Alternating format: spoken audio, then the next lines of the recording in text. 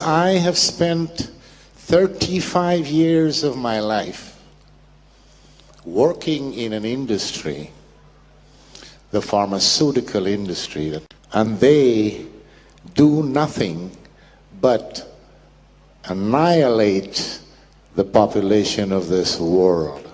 And why do they do that? Because they want to make money, money, money, money, money. They don't care about your lives. They only care about their wallets.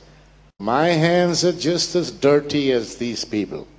The pharma industry gave me a good job. And I felt that I was in medicine because that's what I studied. So I started as a salesman. And as I moved up in my career, where I eventually became a director for a company in Sweden, the affiliate company of one of the largest and most evil pharma corporations in the world, Eli Lilly and Company, because I was part of the evil. I had a career. I did a lot of bad things. They fired me. I started my own company, worked for several other pharma companies, big ones, world players. People are dying from taking medication that was legalized because I had bribed the Swedish government to get the Sulasung for Prozac in Sweden. Now, can you imagine that?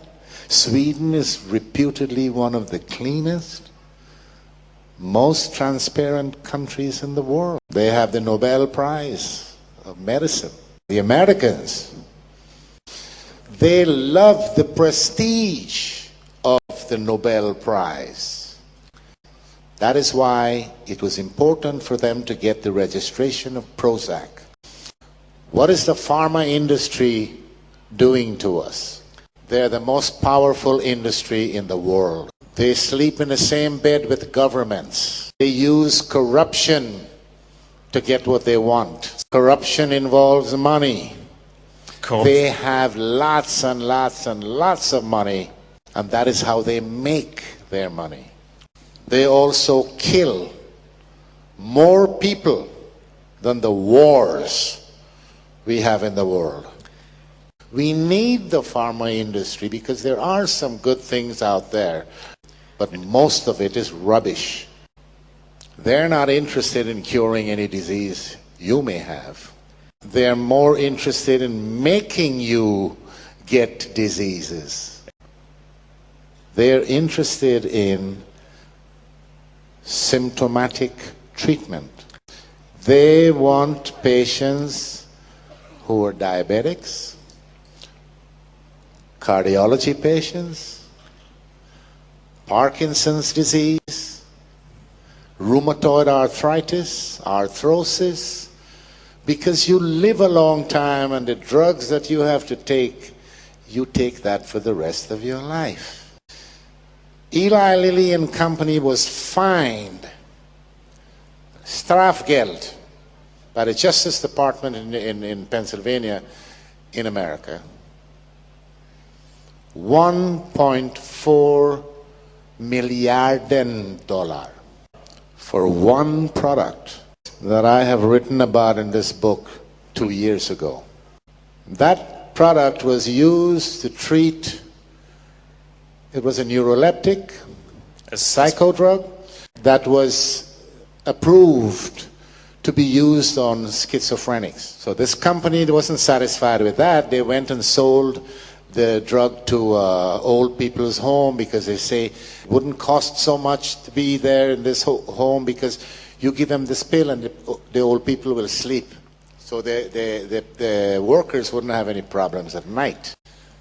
But what they didn't figure on was that this drug had the side effects, which, by the way, before it came out, they had hidden under the table the clinical results of the side effects. A lot of people died of heart failure, kidney problems and whatever.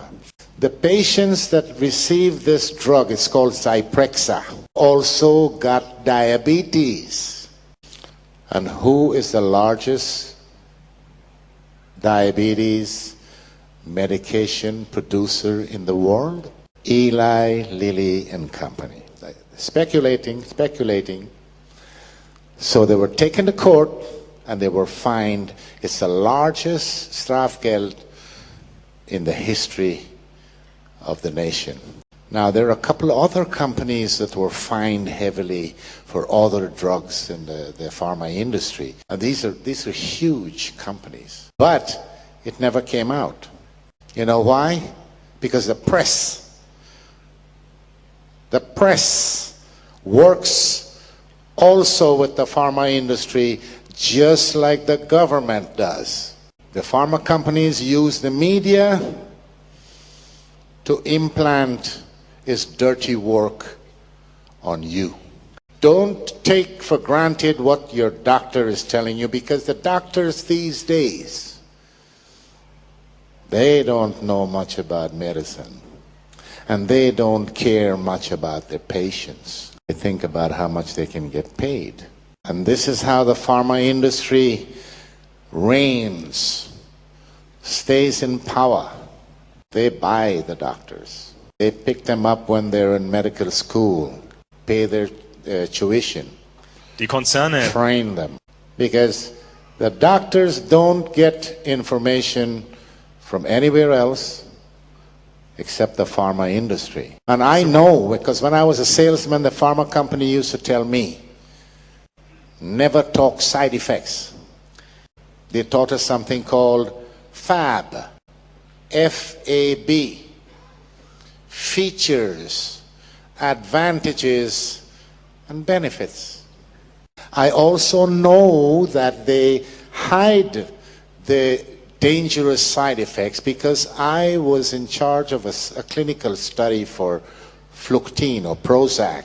When the doctors came rushing into my office one day because we were running a small trial in one of the largest hospitals in Stockholm. The first week they started the trial, 2 of the patients tried to commit suicide.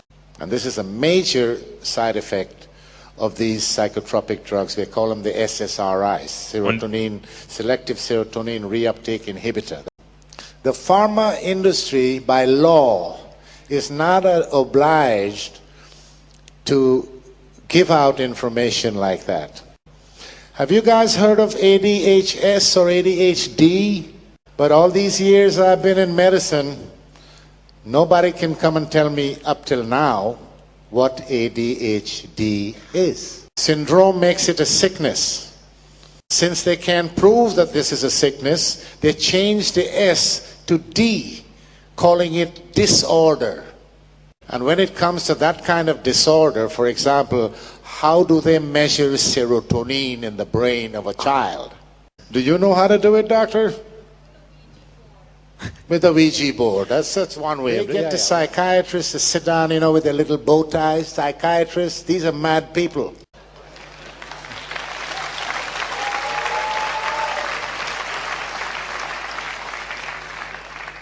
They sit every year, and they sit in a room, and they make up what they call the Bible for psychiatry, the DSM.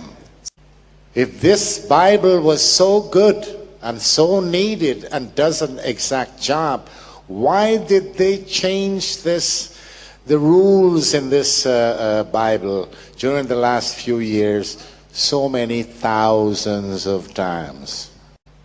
So they're targeting the children. They're calling these new fancy diseases, they're targeting them with these drugs. Strattera, Prozac, Ritalin, Paxil, Zoloft. I don't know about you guys in here, but that's not going to happen to my kid. Never, never.